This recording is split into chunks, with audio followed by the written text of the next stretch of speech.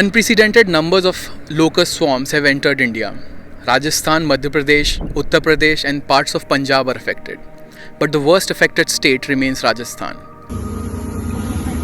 Districts like Jaisalmer and Bikaner are one of the worst affected within the state. These are the places where the locusts first come when they cross over. To understand the impact of the pest on farmers and an already battered rural economy, we have come to Bikaner. Right now, we are in Chhattargarh block, which is around 100 kilometers from Bikaner. We will talk to farmers and see what they have to say about the pest and its crisis. 27 अप्रैल को मैंने यहाँ पे cotton की बुआई की थी और 10 मई को टीडी आई थी 4 बजे दोपहर और 6 बजे तक 2 घंटे में सारे मेरी खेती नष्ट कर दी गई। ये टीडी आई थी उस दिन ऐसे लग रहा था जैसे पश्चिम दिशा से आई थी और जैसे ऐसे लग रहा था आसमान से दूर से भी आंधी आ रही है बहुत भयंकर। उसके बाद में मेरे को तो लगभग 10-15 मिनट लगे खेत में आए तब तक। तो ये खेत में एकदम परत सी जमी हुई थी और नरमा था 7 बीघा पूरा एकदम लगभग 1 घंटे के अंदर वो खाली कर दिया।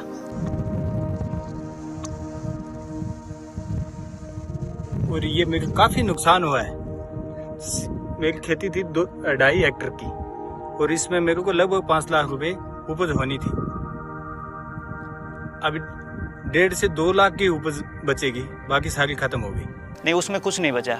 उसमें लगभग पलट के यानी मैंने तो दोबारा की है उसकी। लगभग 8 से 10 हज़ार रुपये पर हेक्टर का इसका खर्चा पड़ता है, बीज का, खाद का, पोटास वगैरह का, वो चला गया। हमारे एरिया में इधर जो इसका 8 से 10 क्विंटल पर बीघे की पैदावार होती है। कितना पैसा मिलता है आपको इसका? और तो कर लो 5,000 रुपये पर 5,051 रुपये पर क्विंटल के भाव रहते हैं इसके। तो ये 1 बीघा का हो गया 50 के आसपास, यानी हेक्टर का 2 लाख रुपए हो गया। कॉटन में भी काफ़ी लगा था, अभी मूंगफली में मेरे को डबल मार और भी गिरी है, इसलिए जमींदारी में काफ़ी खर्चा लगाया मेरे को। इतना भयंकर नहीं देखा था।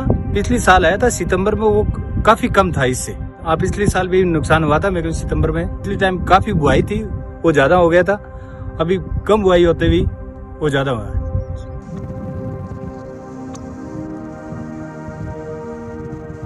सबसे पहले तो इस इंसेक्ट पेस्ट की ये पॉलीफेगस इंसेक्ट है। ये सभी चीज़ों को खाता है। ये फसलों को भी खाता है, पेड़ पौधों को भी खाता है।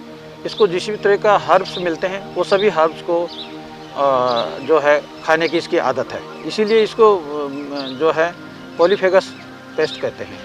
ये सबसे पहले ये बबूल को खाना पसंद करता है, उसके बाद में खेजड़ी को खाना पसंद करता है पेड़ों में, फिर अरडू के पेड़ को खाना पसंद करता है, नीम को खाना पसंद करता है, सब चीज़ों को खाता है ये। उसके बाद क्रॉप्स में भी आता है। पिछले साल सितंबर में आया था नरमे में, और उसके बाद में ये चने में आया था।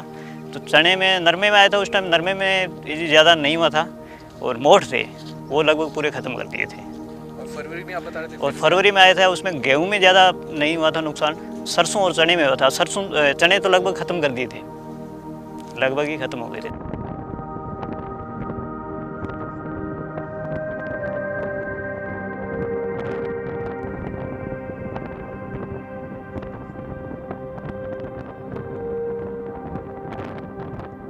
उससे आर्थिक नुकसान ये है, गवर्नमेंट से कोई अभी तक हमें टीडी के नुकसान के ऊपर कोई अभी तक मुआवजा वगैरह कुछ नहीं मिल रहा है। पिछली बार तो गिरदावरी वगैरह भी हुई थी, तो हमारी तहसील की पूरी उन्होंने पटवारियों ने वो दे दी थी, भी कोई नुकसान ही नहीं हुआ है। और उसके बाद में बारिश से नुकसान हुआ।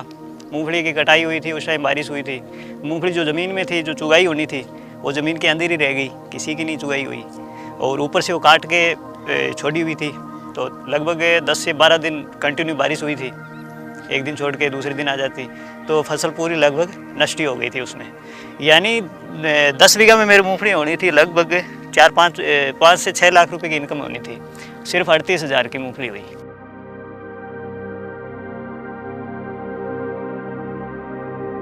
केसीसी है जो शुरुआत में मेरी 3 लाख रुपए केसीसी थी, और इन 3 सालों में फसल खेत से इनकम नहीं होती है। खेत से वही होता है जो घर का थोड़ा बहुत खाने के लिए गेहूँ हो जाती है, बाकी बीज खाद वगैरह इनके हो जाते हैं, केसीसी को होता नहीं है। तो उसके बढ़ के वो लगभग 5-5.5 लाख रुपए हो रही है हमारी अभी। तो आप इस साल दे पाओगे अपना जो? तो मुश्किल है, देव ने तो वही एडजस्ट ही होगा वो। डॉक्यूमेंट वगैरह देख। हाँ, बच्चों की फीस है तो 2 साल से अभी तक हमने नहीं दी है। While there is talk to find a new normal, in Chhattargarh block of Bikaner, there is a need to find a normal.